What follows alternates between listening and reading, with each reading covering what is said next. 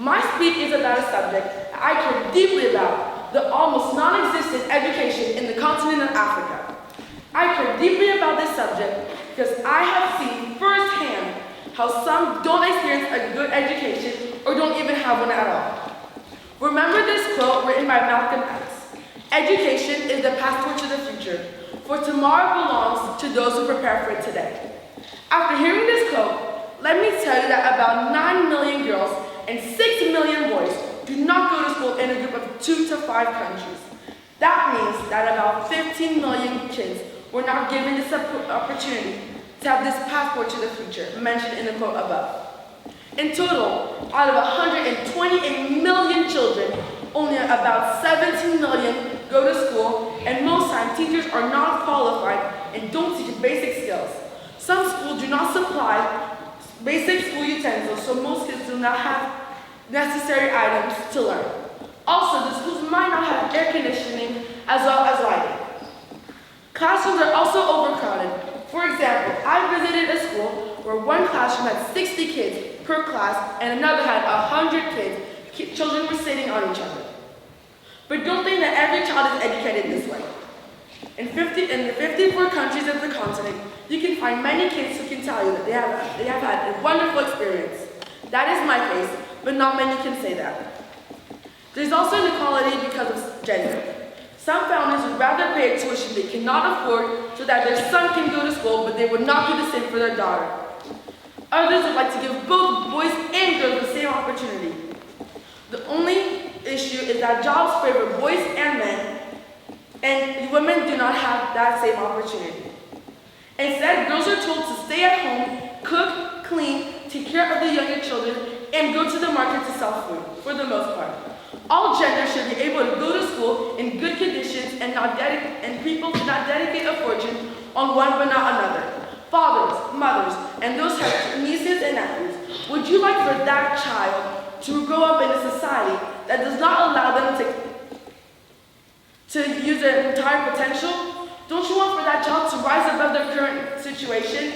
They could become teachers, doctors, nurses, astronauts, and etc. While most children in Africa are not given this opportunity. All they need is that extra push, a person to give them this opportunity that they need. In conclusion, children in the continent of Africa should not be excluded in the education system. Kids should go home and say, "Mom, I learned something new," instead of staying at home and doing nothing. Girls and boys should be able to become any profession they want. So, if you go to a country in Africa, please volunteer to help these children, or even go on the internet and fund associations who help them. Thank you for listening to my speech.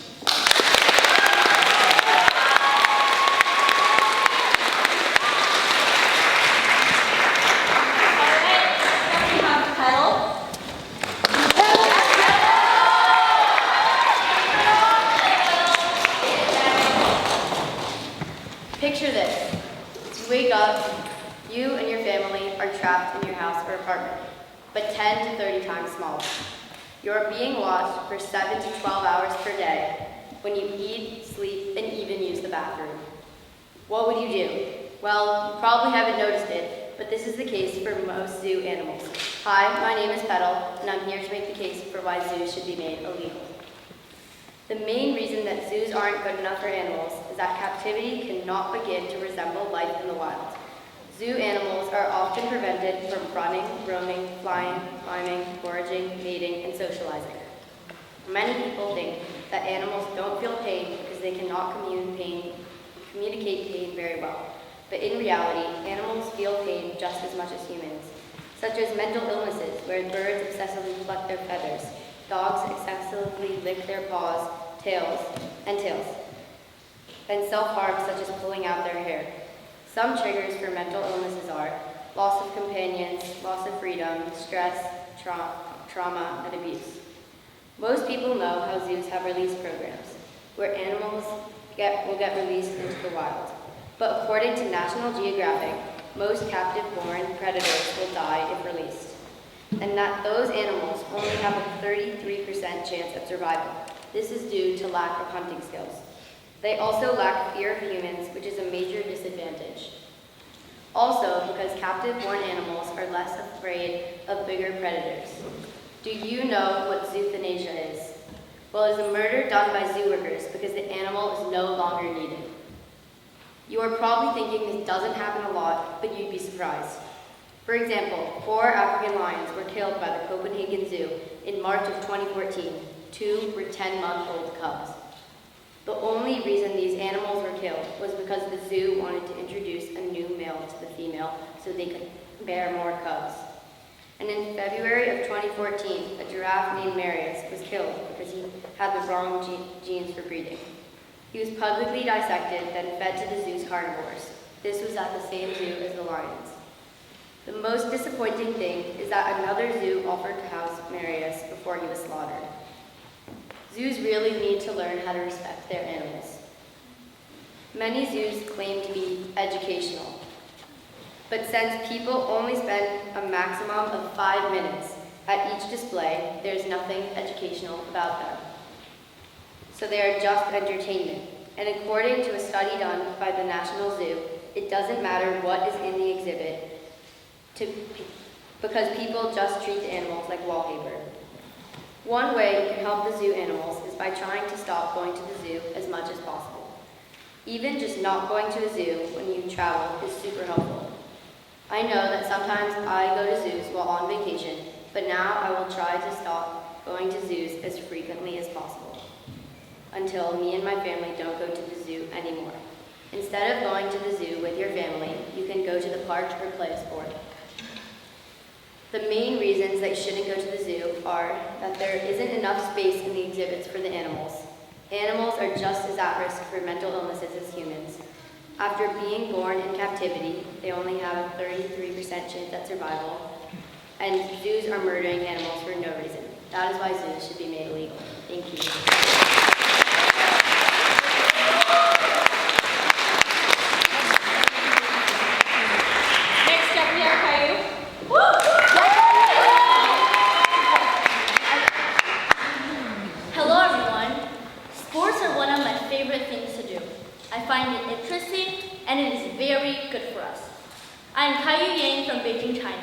And today I will tell you why doing sports is important and how it can totally change our life and make it better. Before I start my speech, I have a question for you. Who likes sports? Please raise your hand. Thank you. Sports help us physically. Have you ever wanted to be as fit as me? No, just kidding. Recent studies show that nearly 30% of human beings are obese. That can lead to heart disease or even cancer. A few years ago, my dad started trying to control his weight by eating less food, which made him nearly starve but did not help at all. I told him that he should exercise and do sports. After a few months, he is already starting to get thinner and healthier. Doing sports can also give us a stronger immune system, which means it will be a less chance for us to get sick. Doing sports will also promote better sleep, which can lead us to being energetic. Doing sports often will also strengthen our bones, improve our flexibility, and give us strong muscles to protect our entire body. When my grandma, who is my dad's mom, had a knee surgery a few months ago, her knees ached badly, and it ached because she was a little too heavy for her knees to bear. But since she needed to lose weight to make her knees better, she would have to exercise. Well, as a matter of fact, that would only make her knees worse.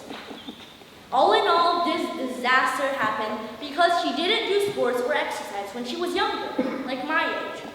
But that isn't her problem. China wasn't as developed a few decades ago, and nobody really cared about sports. Right now, this moment, we have such good opportunities and conditions. Why don't we go for it? Doing sports will also help us mentally. There is a famous quote from Terry Bradshaw called, "When you have something to prove, there is nothing greater than a challenge." He is a U.S. national football player. Challenging yourself is something you would love and enjoy to do when you play sports. It might just be a millisecond faster, or maybe a centimeter higher, or an inch further. These are all challenging yourself. And if you accomplish the challenge, there will only be happiness and proudness. Every time I participate in a Spartan race, I tell myself that I have to at least conquer one obstacle that I failed last time. And every time, I get better. Challenging myself makes me improve all the time and enjoy myself, even if I fail, just because I try my best. Doing sports will also improve calmness when solving problems, make us forget about the bad things that made us sad or angry, and to teach us to carry on and never give up. Sports also let us kill time while having so much fun. At the experimentary, I chose squash as co-curriculars. One time, I played with myself just by hitting the ball back and forth against the wall. I didn't even realize it was already 1 whole hour when I just started playing. You might not know, but doing sports will also help us socially. Over 30% of my friends are friends I made because of sports. Tennis tournaments, Spartan races, school sport teams, that is wonderful. Team sports could also teach you leadership and teamwork. That will be useful for you for sure in the future. If you are actually very good at one specific sport, you would become famous. Physically good, mentally good, and socially good. Doesn't that make your life better? Now as my speech is about to end, who likes sports? Woohoo! I hope you all like sports, do sports, and enjoy sports forever. Thank you.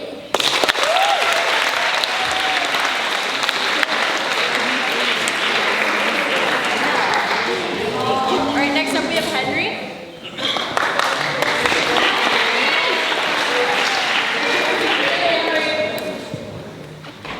Imagine a republic where government officials are given money to change their ruling choices, where politicians change lines on a map to decide elections. A corrupted republic. Well, you don't have to imagine very hard because you're in one. My name is Henry Allen, and this is my speech on why you should care about the U.S.'s corruption problem. First off, what is lobbying? Lobbying is the act of persuading politicians, but for the purpose of this speech, it will be defined as it is done with money. And when lobbying is done on a large scale, it is literally bribery. And what should be a felony is surprisingly legal. Here's an example that will help you understand the ramifications of this type of lobbying. Take the pharmaceutical industry. Over the past decade, it has spent $2.5 billion on lobbying the state and federal governments. And much of this was to keep drug price and opioid regulation relaxed. And this is not an isolated incident. Dozens of other large drug manufacturers are doing it. This lobbying is by no means harmless. The opioid epidemic that we are having right now is, in part, due to it. Countless people are dead because of those $2.5 billion. The pharmaceutical industry is just one of many to take advantage of our corruption. Do you think BP, ExxonMobil, and GE are just going to sit by while climate change legislation is proposed? And there's more. From the mobile home industry, to the multi-level marketing, to even chicken farming. In all of these, there are examples of major problems that are affecting people's lives right now that are being hindered by lobbying. I hope you can see the problem here. Well, so what can you do about this? Lawmakers have already made an act called the American Anti-Corruption Act, or the AACA, which makes elections citizen-funded, lobbying more transparent, and stops large-scale lobbying altogether.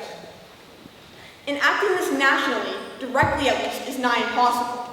But if we start locally and at state level, we might have a chance. Numerous states and numerous cities have already passed copycat acts, including my home state, Ohio. And if it gets through enough states, it will eventually become federally adopted. But the easier thing to do is to spread the word. With increased awareness, we can make change happen. Because, let's face it, the U.S. has a corruption problem. Through lobbying, we have let money become political power. And we're letting the U.S. slip closer and closer towards oligarchy. So let us move forward. Let us stop corruption. Thank you.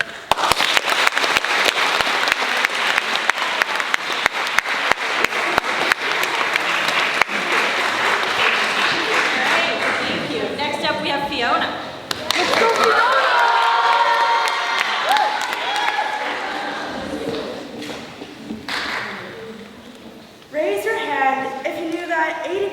world's population lives on less than $10 a day. Now raise your hand if you know that one half of the world's population lives on the edge of poverty. In society, way too many people are living a life that can be hardly imagined, and we need to work together to solve this issue. Ladies and gentlemen, friends and guests, my name is Fiona Lee, and I'm here today to stand up against poverty. I want you all to imagine this scenario. You're sleeping on the harsh ground. You roll over and look at the rising sun. It's already morning. You have to get to the food bank before it gets too rowdy there. This isn't waking up.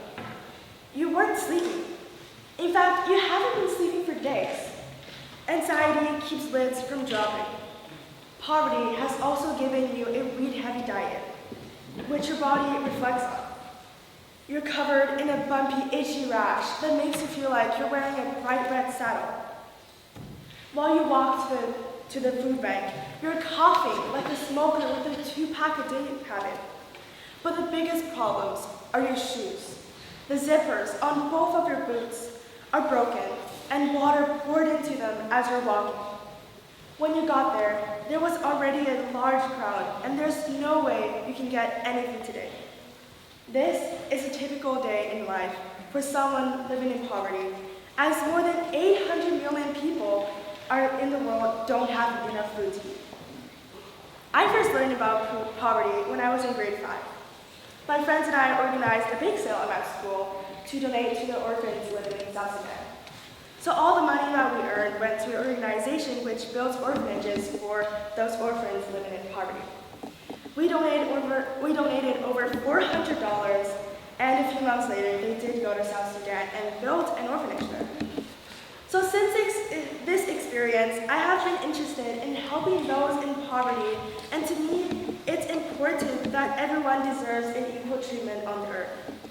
I might not be an expert, but I care, and I know that one act of kindness can lighten up one person's day or an entire week. So here are some simple ways how you can help this situation. First of all, just simply spare some change. When you're walking on the street and you see someone that might need help, feel free to just give them some cents or even give them a nice warm breakfast. Second of all, if you want to do something a little more, you can donate your time or your money to charities like the UNICEF, ActionAid, or more. So the next time you walk past someone who's homeless or come across a charity website, you will know to extend a hand of kindness and help those who are in poverty. Thank you.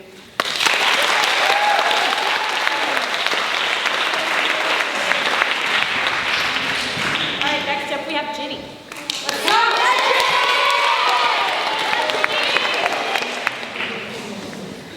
Imagine going to your favorite beach when you see with your very eyes a land of plastic waste and sad animals who suffered by the plastic.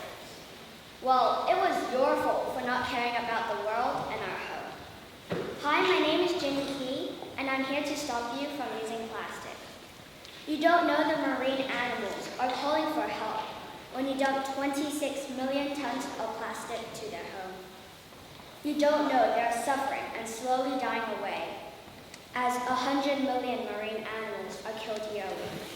If you don't stop, this will never end because plastic do not mineralize, means doesn't decompose.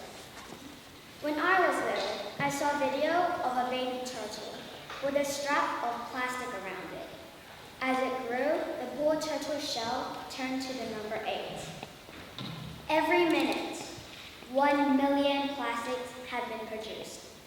And the highest plastic waste is China, with around 28% of global plastic waste. You never know the delicious fish you might eat for lunch has eaten teeny bits of plastic and has gone into your stomach. 50% of the plastic waste are single-use, used once and thrown away. If you receive a package, it will be wrapped in plastic and thrown in the bin. A quote from Theo James, an actor. My obsession is plastic packaging. It just makes me sick. All the waste.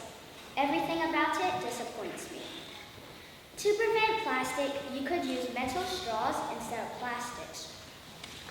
Also, bring your own bag for shopping, so they wouldn't need to give you a plastic bag.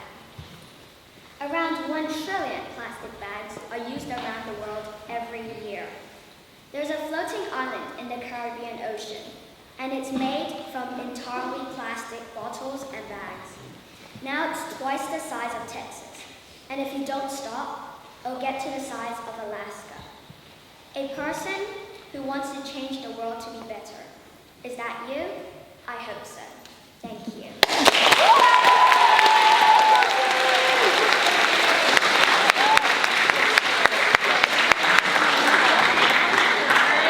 Next up, we have Naomi K.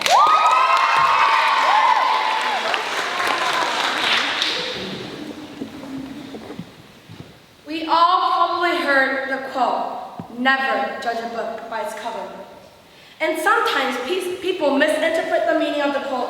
What's important is not the outside, but the inside and who you are. However, I believe that the real meaning of the quote is that both outside and inside matters, but they don't represent who you are, what you think, how you act, and your own color. Now, you'll start questioning yourself. Why is this girl talking about real meaning of some quote? I brought this up because people are using all kinds of ways to fit into what other people think is beautiful, only focusing on their outlooks. My name is Naomi K, and I consider myself also the part of the community of people who try to change, whether that's their body or their face. As a 13-year-old girl from South Korea and who's always interested in celebrities, I am fully aware how beauty standards affect people. Where I'm from, plastic surgery is a common thing. It's advertised everywhere, such as subway station, on buses, and others. Adding on to that, in my age group, we all start to care a lot about how we look to others. Some of my friends, including myself, try to lose weight, or we put on makeup to look better than we are. And I can say, this is a miniature version of what the real problem is in the world right now. South Korea and cosmetic surgeries, those two words are very closely related. 20% of all women have done some kind of cosmetic surgeries, and that is a lot. South Korean beauty standard, mostly influenced by Korean celebrities, including K-pop stars, prefers small and slim face, a high nose bridge, and large eyes. And because many people start to get plastic surgeries to apply all those features, we call them Gangnam Beauty, because it makes them look similar to each other.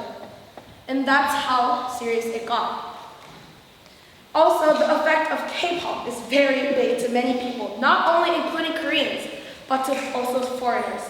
Plastic surgery clinics have in different languages because many foreigners come to get surgeries because they have high expectations into Korean medical technology and they feel safe, or they want to follow Korean beauty standards and even resemble Korean stars. And this is where the problem begins. I'm not saying that I'm against cosmetic surgeries. I dislike people who have done cosmetic surgeries, or even cosmetic surgery itself. However, what's happening right now is what should not happen. Cosmetic surgeries are addictive, can cause bi-effects, and in the worst case, you can even lose your life. But even though they know that they can't turn it back, even though they know that they're risking so many things and even their life, thousands of people still take it to be considered beautiful, but which are considered beautiful and not. Here's the second main problem, which is diet, but the extreme diets.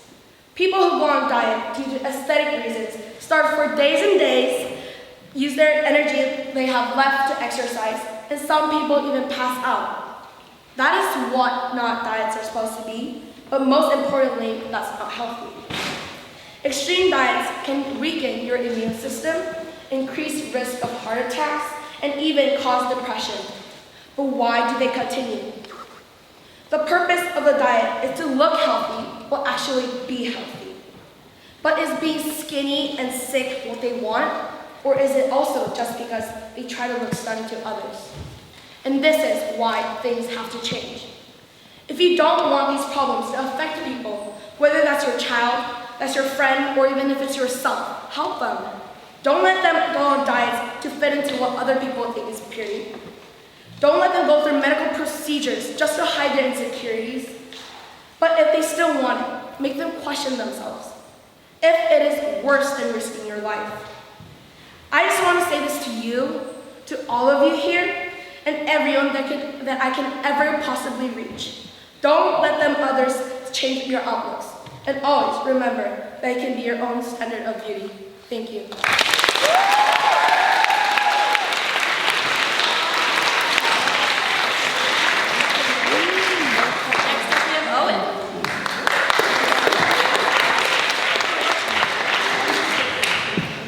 One time in vacation, I was traveling with my family to one of the coral reefs, and I was amazed with the biodiversity under the ocean. But something just doesn't feel right. As I turned around, I saw a large plain of bold white corals.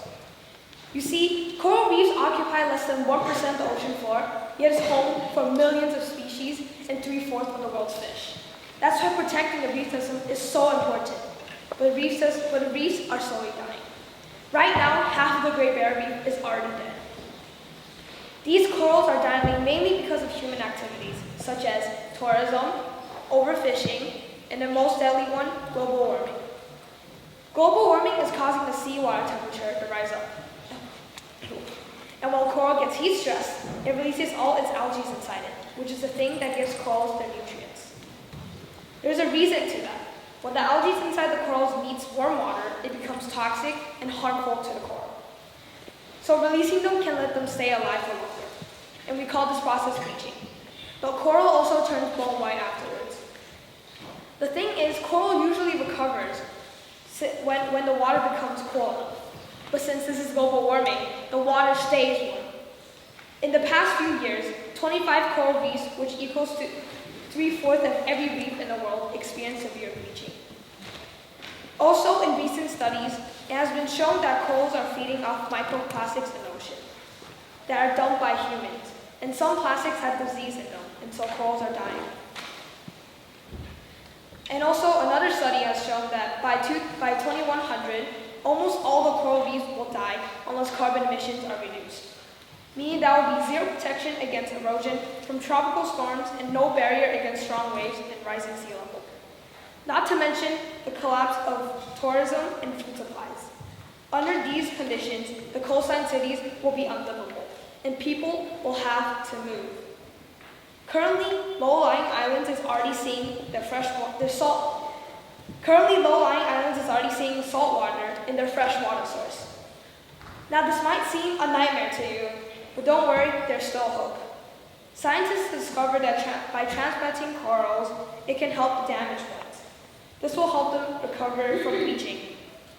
Also, they are 3D printing fake corals to lure fishes and baby coral phytops, which attach themselves to structures and multiply. That way, they can grow into new reefs. But most importantly, we need your help. Just scientists will be enough. Some things you can do in your daily lives are volunteer for an environmental organization, spread the message, reduce pollution, be eco-friendly, and finally, do not dump waste in the ocean. So all in all, the coral reefs are declining faster than you think, and protecting it will be our responsibility. If not, then it will destroy homes both on land and in the sea. Let's fight climate change together and save the corals.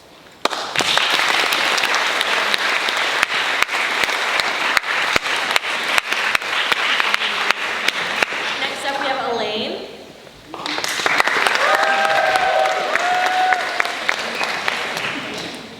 Mental health. It's one of the most important aspects of life, yet is generally ignored. Mental disorders are common to the point where children experience its effects as often as adults, and risky to the point where they, the people who suffer from such illnesses, may not notice the warning signs themselves, or even want to hide their state of being. Hello, my name is Elaine, and today I'm here to tell you the importance of mental health and why it needs to be paid more attention to. But before that, let me tell you the definition of mental health. According to the dictionary, mental health is a person's condition with regard to their psychological and emotional being. You may think, why is this girl talking about such an incomprehensive topic? Well, I may not be a mental counselor or any type of expert, but I know the importance of the issue well enough to realize that it needs to be addressed. So, what is so important about it? Mental health affects how we think, feel, and act. It also affects how we handle stress, relate to one another, and make decisions. Mental health is essential to living a healthy, balanced life. The cause of mental disorders can vary. Some of the early signs can be, for example, lack of sleep, eating disorders, etc. These symptoms may eventually lead to conditions such as clinical depression, anxiety disorder, post-traumatic stress disorder, and many more. These illnesses can negatively interfere with daily activities and decisions, which may lead to things like suicidal thoughts. Every human can be vulnerable to its effects. I realized that after finding out that the percentage of adults and youth in the U.S. who experience mental illness in a given year, which is around 20%, is roughly equivalent. In addition, the rate of suicide having increased by 60% from the 1960s to now. Nearly 800,000 people die by suicide in the world each year. So make your mental health a priority. Support events such as the Mental Health Awareness Month, where many national organizations spotlight this occasion to raise awareness about the importance of mental health and to stop the stigma associated with mental health. Being informed about it can inspire action to promote the message of good mental health for all. Remember, self-care is how you take your power back. Thank you.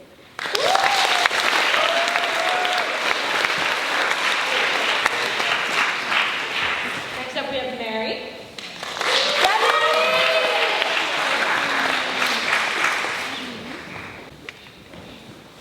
The United Nations Food and Agriculture Organization estimated that about 850 million people out of 7.6 billion people in the world nowadays, or 10.7%, were suffering from chronic undernourishment, which means hunger.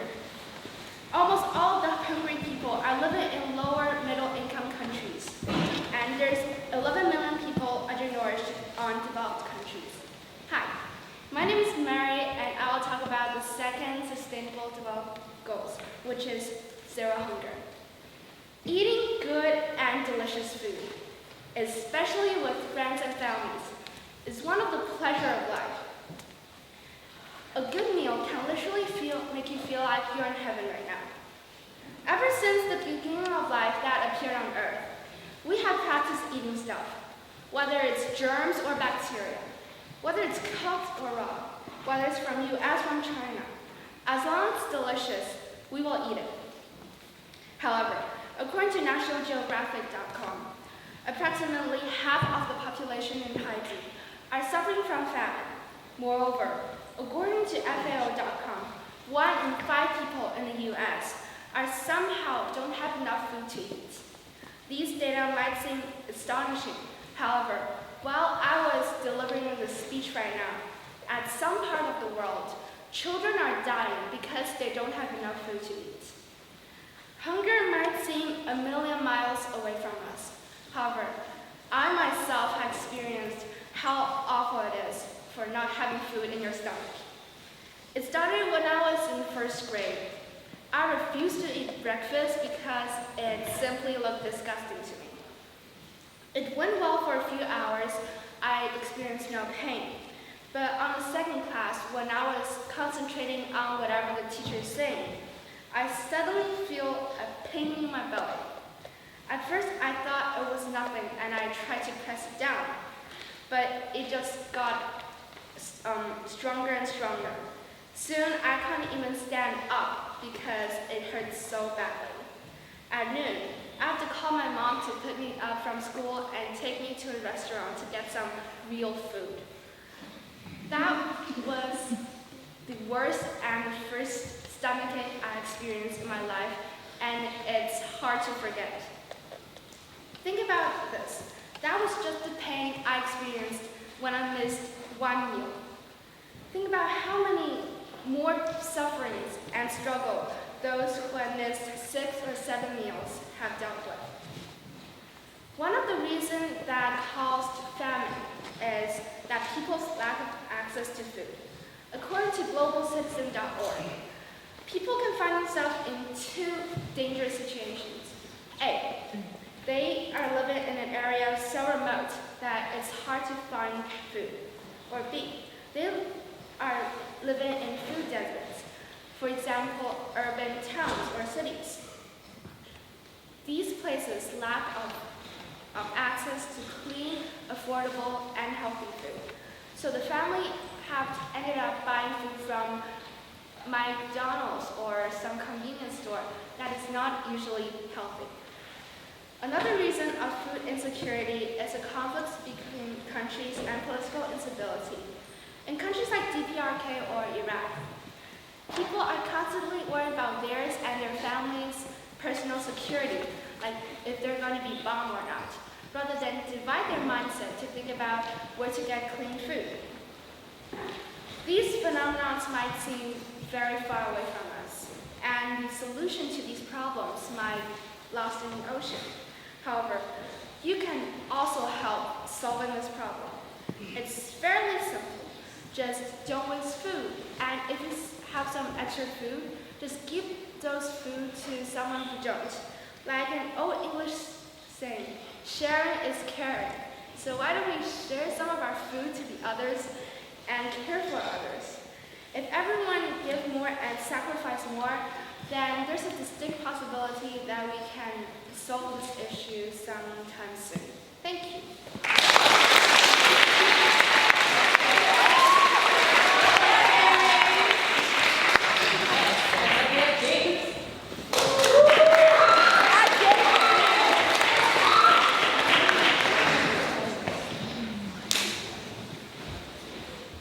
Raise your hand if you knew that someone who is a part of the LGBTQ community is 4 times more likely to commit or attempt suicide than someone who is heterosexual, meaning straight.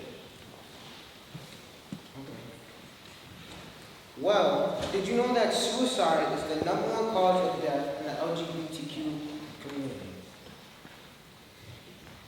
Well, this is one of the main issues that I'm here to talk about today, but it's not the main argument.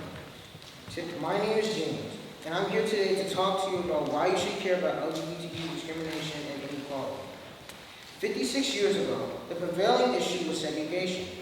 And 56 years ago, Martin Luther King Jr. gave a speech, and that speech was called I Have a Dream. And in that same speech, he said this quote, I have a dream that my 4 little children will one day live in a nation where they will not be judged by the color of their skin, but by the content of their character.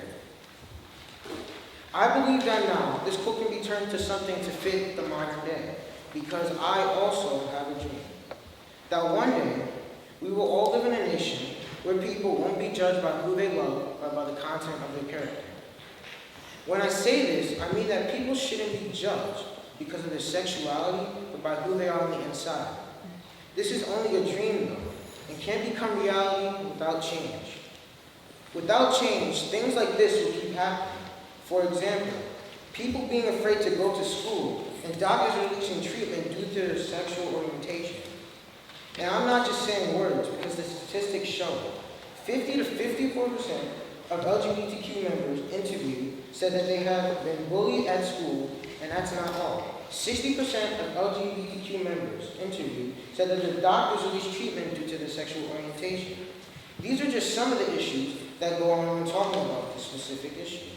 And it's not even taking into account how law enforcement, people that are supposed to be protecting us, is also part of the issue. Because 60 to 67% of LGBTQ members have been harassed or assaulted by police officers. This is just unacceptable, but that doesn't mean that this problem can't be solved. A huge step, I think, we can take as a society is to educate ourselves on the problem at hand. Just a quick Google search can tell you all you need to know about this current issue and how it is affecting this group of people. Another step I think we can take as a society is to put ourselves in other people's shoes. By doing this, we are allowing ourselves to really think about how this is affecting that community and how we can be better as a human ourselves. No matter if you're lesbian, gay, bisexual, transgender, or queer, you are still a human and you are still a person. Now, to end my speech, I will read this poem that I found. Women are women regardless of sex. Men are men in most respects. You can be both or a mix of two. You can be neither if that's what suits you. But people are people whatever their parts, because what really matters is inside of our hearts.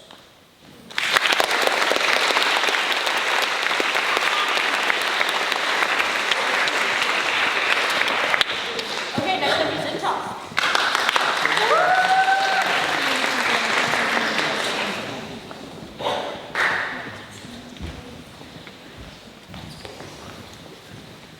70 years ago, 48 members of the United Nations General Assembly signed the Universal Declaration of Human Rights.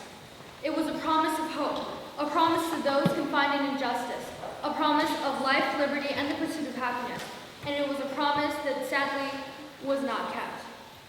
Hello, my name is Xin Tong Shao, and today I'm going to talk about why we should care about human rights. Human rights is one of those things that seems far away and far off and has nothing to do with us, like climate change. But actually, human rights violations are happening more than you expect. The discrimination of the Rohingya went on for more than 6 years while nobody dealt with it. The Saudi-led coalition committed a humanitarian crisis in Yemen while many developed countries, including the US, were still selling weapons to it. In fact, armed groups have committed abuses in at least 35 countries. War crimes were committed in at least 18, and millions are being displaced in regions where violent conflicts still occur. We should not be confused about what human rights is. They are principles people are entitled to simply because they are human beings. They're easy to understand too, like freedom of speech and belief, freedom of life and liberty, freedom from slavery or servitude, freedom from torture and discrimination, freedom of justice and privacy. Now imagine you are one of those unlucky people who are living in places while human rights violations still occur. Somehow, like you do not have food or access to clean water. Even if someone wanted to help you to overturn, say, the government, it will probably not succeed because the government will probably restrict free speech. That person does not have a chance or has very little chance of succeeding in life. And the world will be a better place if it can unlock the world's full potential.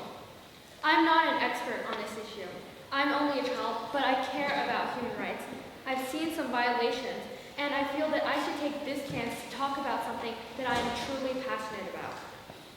I'm only 11, yet I know that human rights can benefit the world as a whole, increase productivity, and boost the advance of technology. So what actions should we take? Well, when you see charity for human rights, you can feel free to donate a few dollars. Getting the word out is also very important.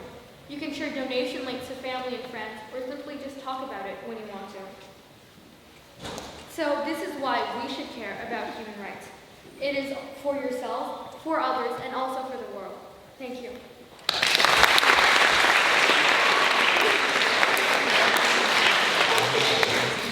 All right, next up we have Pete.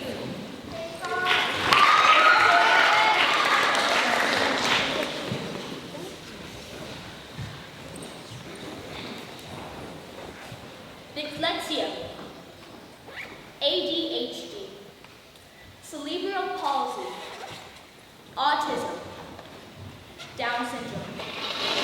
These are some of the top disabilities in America today. Yet 1 billion people, about 15% of the world's population, have a disability and experience some sort of struggle. Researchers say that even if your disability doesn't impact your fit for a job, you are 28% less likely to even hear from your employer. 1 in 5 people with a disability get less than a high school diploma, compared to 1 in 10 with their non-disabled counterparts. And, depending on the state you are in, people with disabilities can spend up to $18,674 per year on medical expenses, even though a full-time worker paid minimum wage only makes about $15,080 per year. I am Peyton Rice. I have a twin sister named Phoenix who has Down syndrome, whom I have to help with her struggles of having a disability. This ranges anywhere from insufficient education, less likeliness to get get a job, and raising medical expenses. Imagine, in school, everyone is told they can be what they want to be. Doctors, lawyers, accountants. Yet, because of your disability, you may not be able to amount to anything more than a grocery worker, bagging up groceries even though you can barely understand what's happening around you. All because your school doesn't prepare you enough to live up to your full potential. In America, many schools in America don't have enough resources to support those with special needs. Many kids end up sitting in class to learn about things they don't understand. I've seen this happen with my sister. We decided for her to try a new school, and they decided to set her in a class with other kids unlike her, and she ended up just coloring on worksheets for most of her day. We ended up sending her to school to be babysat for 8 hours. While this is not the case for all schools, it is for most. Only 14% of schools have a program for special needs, and only 34% of those schools offer individualized learning. Once you've graduated from high school, you have to go off and search for a job. Your options are very limited to things such as bike mechanics and truck drivers. Many people with disabilities don't even get a job. But all of your options depend on your disability. Non-personalized schooling lowers your chance that people with worse disabilities will even get a job. Even if you are fully qualified for a job, employers' biases can also get in the way. From youth, many have been taught that disabled and crippled is a bad thing. So from birth, biases around people that are disabled can cause them not to get a job when they grow older. Let's say you do get a job. Even if you did, you most likely wouldn't be able to make more than minimum wage, which still hasn't changed since 2010. Meanwhile, medical expenses raise higher each year, almost $100 more per hospital. Every year, a person with a disability would have negative $3,000 on medical expenses alone, not even counting yearly living expenses. And depending on your disability, you may not even live to reach the age of 30. If you had a disability, it's possible you'd waste 14 years of your life in school learning about things you wouldn't understand. You possibly wouldn't even get a job, and even if you did, you would be in debt for all of your life. Do you really wish that life on anyone? But you can be the change, the difference. You can change other lives to help them. You can help them by 1, sharing the information of nonprofit organizations like Gigi's Playhouse, Make-A-Wish Foundation, Arc of the United States, and Special Olympics. Just getting their names out there can help. You can make the change by donating to those organizations. Either donating your time or effort or money would help. And 3 would be helping out those with disabilities to make their day. You can be the difference in someone's life. You can change the world.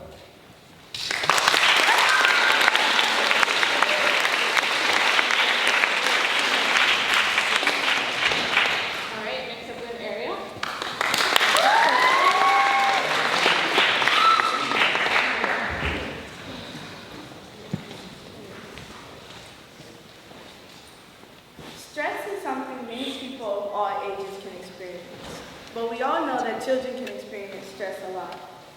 8 hours of school, 2 hours of swim practice, 2 hours of tutoring, and then hours on top of hours of homework.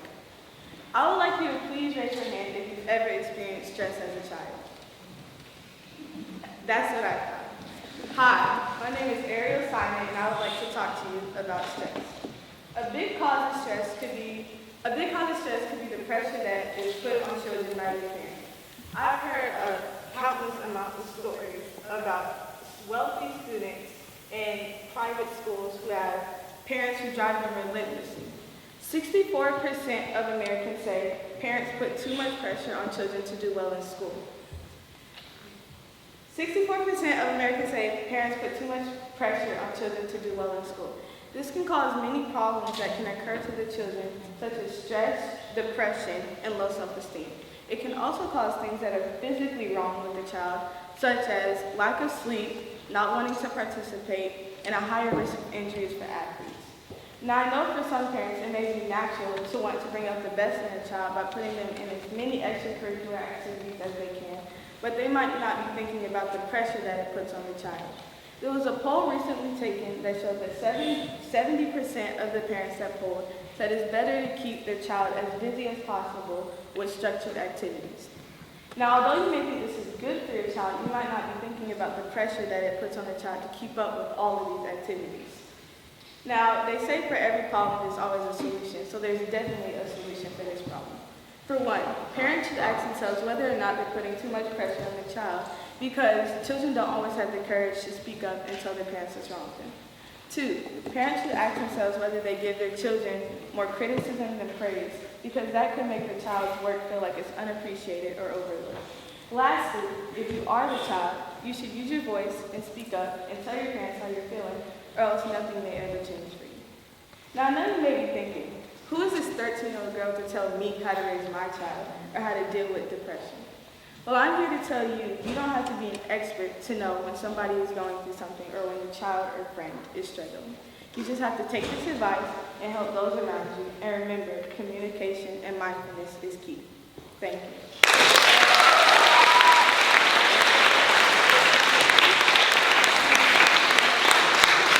All right, next up is Abby.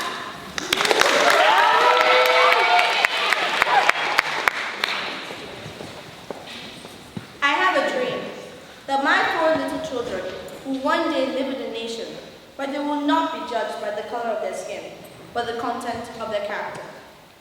Martin Luther King Jr. is a prodigy. His speech, I Have a Dream, is probably one of the greatest, and what mankind needs now. Racism is something that tears us apart, from our homes to our communities, and now our world. Racism is the belief in the superiority of one race over another. It may include discrimination of other people because they're from a different race or ethnicity.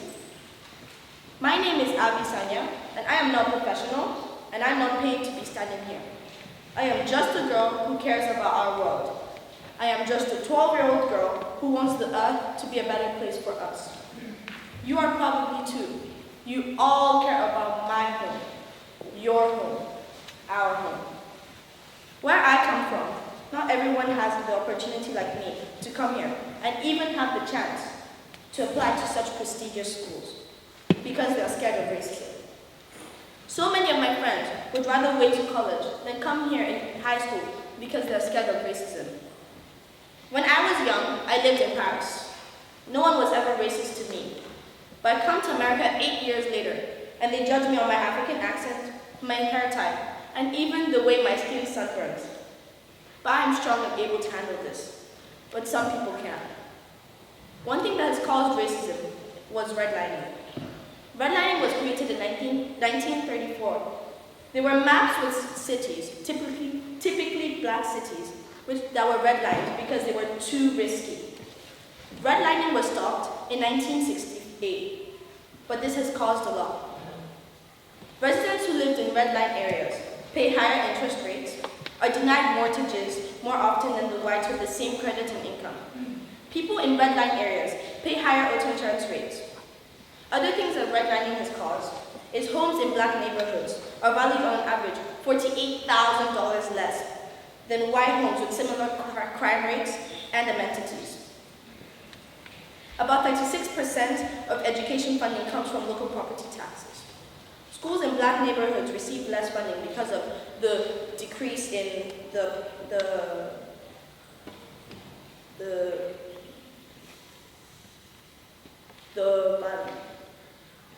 schools serving non-white students receive $23 billion less in funding than majority of white schools, despite serving the same number of children. Blacks and whites both use drugs, but blacks are arrested for drug use and possession. This is called racial profiling. Racial profiling is the use of race or ethnicity as grounds for suspecting someone of having committed an offense. This happens a lot in the US. So many people have died for this, such as Eric Garner, Michael Rowe, Freddie Gay, Walt Scott, and many more. One example is the death of Alton Sterling. A 37-year-old died on the 5th of July, 2016. He was killed because he was reaching for a gun which he wasn't even possessing. One of the policemen was fired, but the other was suspended for 3 days. 3 days! Is this what we have come to? We really need to stop. And there is a way to stop. Stop being racist yourselves. I know this might sound weird. You might tell yourself, but I'm not racist. But it's way easier to stop yourself from doing something than stopping others. Stop stereotyping, not just blacks, but Hispanics, Latinos, and even whites. And stop racial profiling. Martin Luther King Jr. is a prodigy. His speech, I Have a Dream, is what we need now. Stop trying to divide our home. And remember, there is only one race, the human race. Thank you.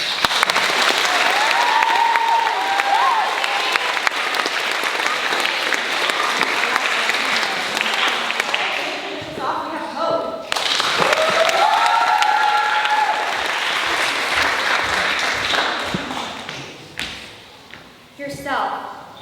That one word with billions of possibilities. You yourself cannot be defined. You cannot be written down or confined into a paragraph on a page. After all, we are all unique and different. Compromise. Compromise by definition is to accept standards lower than desired. But what happens when the two words combine? It is the worst compromise the world will ever know. Compromising yourself. Hello, my name is Hope Christian Clark. I am a sister, swimmer, Massachusetts girl, people person, hard worker, and so much more. So I now ask you, who are you? What makes your friends smile or you stand out in the crowd? What makes you you? These unique, personalized answers to this question is what makes each and every one of us exciting. But imagine if we were all the same. Imagine that we are people in a painting, the artist controlling every emotion and movement. Unfortunately, people sacrifice who they are to fit in, and it is happening more and more.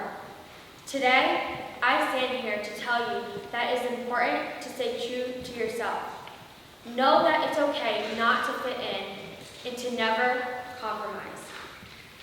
According to a survey sent out by the Broadview, reported that 85% of students reported feeling bad about themselves because a friend said something.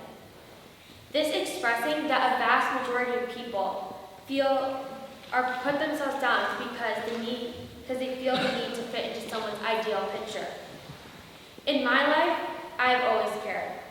Cared about my appearance, actions, or the time to express myself.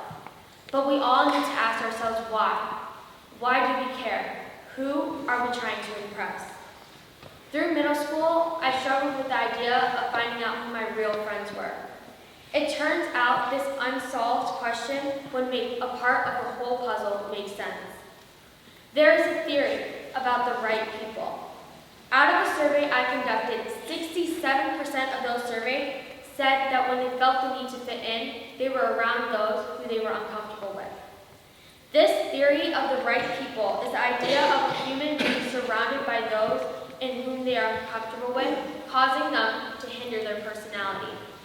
You shouldn't have to sacrifice your needs and happiness to be uncomfortable.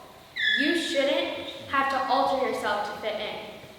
You shouldn't have to let go of who you truly are just to show someone you care. Here are 3 red flags to know that you are compromising yourself. 1, you don't feel like you. This red flag is hard to describe and notice, but if you detect yourself not doing regular activities in which you enjoy, you may be compromising yourself. 2, you find yourself second-guessing every decision and action you make. Do you often overthink simple tasks or actions? If so, you may be compromising yourself. 3, finally, it is possible that you may resent those who have made you compromise and those in whom you are close to. It is perfectly normal to feel upset with the people who have made you compromise. If you feel any of these feelings, you may have compromised. In my age group, it seems that we compromise ourselves most by people-pleasing and comparison. However, other ways we can compromise ourselves are perfection, the idea that we feel unworthy because we are imperfect. Overworking. We overwork and work excessively in order to feel valued and receive somewhat tangible proof that we are worthy. Busyness. We overbook to feel important and needed. I tell you all the ways that you may notice that you are compromising yourself so that you may be aware. Being aware is the first step in not compromising yourself. When you are aware, you can remove yourself from a situation if necessary. A daily activity that you can do is an affirmation or an I am statement. I am brave. I am strong. I am amazing. Multiple research projects have shown that doing 10 affirmations a day can improve self-confidence by more than 53%. This improvement will show after the affirmations have been said in a continuous pattern for multiple of days. I've learned from my past that losing myself deteriorated everything I had left. Joan of Arc once said, "One life is all we have, and we live it as we believe in living it." But to sacrifice what you are, and that is a fate more terrible than dying. My name is Hope Christian Clark.